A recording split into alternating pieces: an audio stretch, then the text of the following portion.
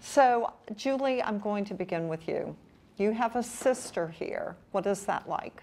Betsy feels so loved here. I mean, she considers everyone around here her family as well. And, you know, before the pandemic, Betsy was able to come home a little more frequently, but she was always very anxious to come back. And she truly now calls Magnolia her home. Isn't that wonderful? It is. Yeah. Why did you decide to be a board member then? Well, I mean, the motivation for that is very simple. I am more than happy to be part of this amazing team, the board, the staff, the employees who we're honoring tonight, to help ensure that Magnolia is here now and that we can grow it and make it even better for the future and more available to other families who really need this. As the client before us spoke, without Magnolia, he wouldn't have a home. And you do wonder, you know, what would happen to all these adults if Magnolia did not exist? So my motivation is to be here and to help ensure that Magnolia does exist. So what would you like to say to people who are thinking of contributing? What would you tell them? Why is it so important? It's so important because this is actually a population that is sometimes often forgotten about or neglected or not realized what a huge need. And the burden of caring for them here at Magnolia, we're not just babysitting, we're offering them opportunities to find their purpose in life, to help on campus, to cook, to have a job. And all of those things cost a lot more than what we're reimbursed for the state. And so fundraising is a huge challenge for us, and we need extra funding so that we can give all these clients a real quality of life. It does give them purpose, and that's something, you know, when we talk about these clients, they're very much like us in a way. They want a home, they want a purpose and a reason to wake up, they want friends, and they want to be loved, and that's what Magnolia can offer to them. Susan, you have a special patient whom you really formed a deep attachment with. Who is that? One of our patients on the COVID unit was a Magnolia patient. And so as the attending physician, they mentioned that he came from a group home called Magnolia. And so I knew that if he was intubated, that it was going to be tough to wake him up and help him understand what was going on. When you hear about patients without disabilities who came through, they mention just seeing the eyes, right. Seeing the eyes. And so you have to take extra care with all patients really, but especially patients like Jessie and within the Magnolia community, because they won't understand and there would not be a familiar face around like Michael. So I kind of, when I went in there, I said, you know, I know Betsy and I know the Magnolia community, and he knew Betsy, and so he brightened up a little bit. That's so nice. Mm-hmm. What is it about Jessie and the Saints and Thomas Morestead? What is this? So once he was recovering in the ICU, we got a special video message from Thomas Morestead. And so we were able to bring it to him via my phone. It's probably wrapped in a Ziploc bag to protect it. And so Jessie was able to see Tom Morestead wish him best wishes to get well, and he was on his road to recovery from COVID. Jessie, hey, it's Thomas Morestead here. Heard you come down with COVID-19. Just wanted to wish you well and encourage you. Hopefully we get you back in the Dome this year to see a Saints game, all right? Who dat? Get better soon. Isn't that cool? And does he watch all the Saints games? Jessie is a huge Saints fan.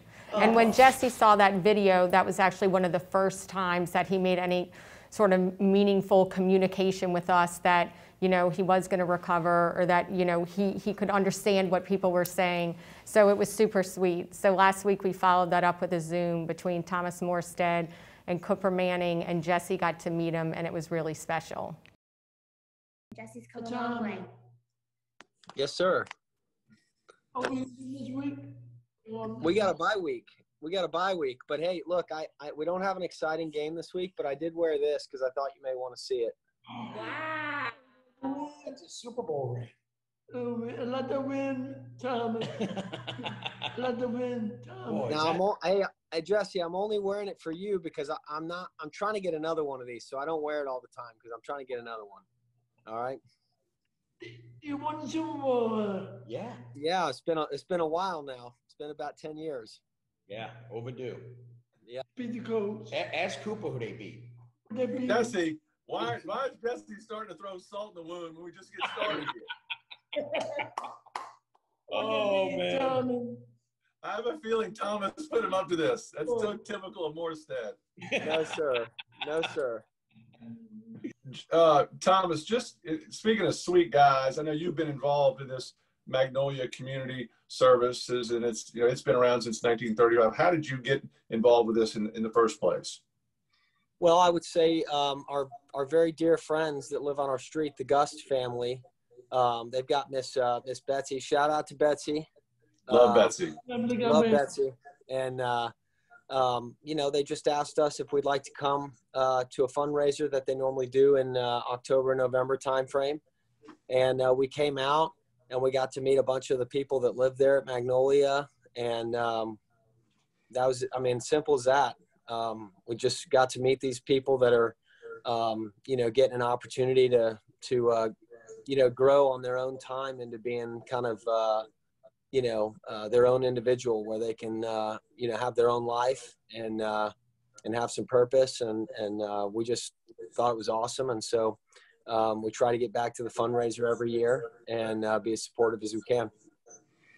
And Jesse, Thomas and I are thrilled to be on this Zoom call with you. I know you had a tough go of it during COVID, but Thomas was, I think, sent you a message, and that seemed to be one of the first times he responded. So, Thomas, I didn't know you had the ability to take people out of in their deepest, darkest days. Your voice can inspire them to come back and be ready for interviews pretty shortly after. That's pretty amazing.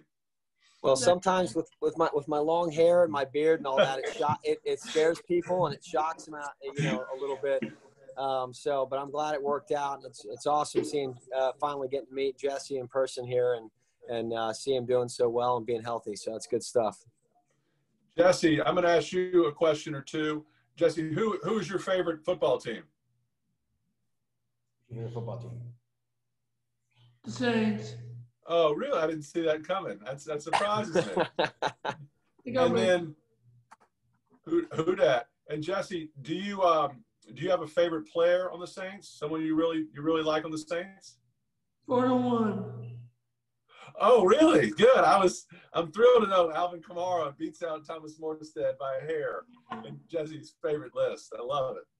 Hey, that's the closest I've ever come to beating Alvin in anything. So fantastic. I appreciate it. Thomas, maybe give us a little color on what's it like playing with very few fans right now. What's that like for a football player who's been around a lot of big stadiums, packed stadiums before? Well, look, it's certainly different than what we're used to. We've had the privilege of having the best home field advantage in the league in my time here. So it's definitely, it doesn't help our competitive advantage that we've had. But I would say the most interesting part to me is just the fact that it's so quiet. You can hear all the banter back and forth on the field. And so, it's just interesting to hear the game played when you can hear every little noise. Well, I know everybody's going to be anxious to hear what you have to say at the November 5th, the virtual gala.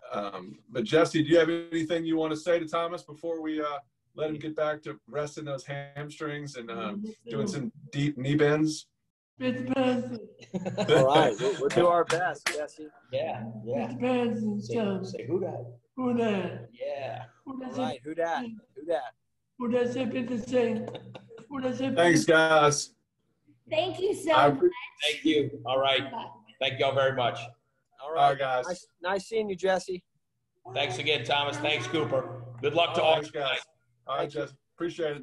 Yeah. All right, Coop. Good to see you, buddy. You too, pal. Thanks. So what was that like? It was entertaining. I was actually supposed to host it, but then I roped Cooper Manning into doing it, and he did a much better job. And they had some laughs together, and Jessie was so excited to see them. He did think he was going to meet him in real life, and maybe he will one day. But it was a good way for Tom to see, you know, I think as a Saints player, you're asked to do so many different things, and I don't think he realized his little video way back when maybe made a difference in Jessie's recovery. And so then to circle back and see Jessie really, you know, kind of recovered and talking and cheering for the Saints was pretty great. That is wonderful. Thank you.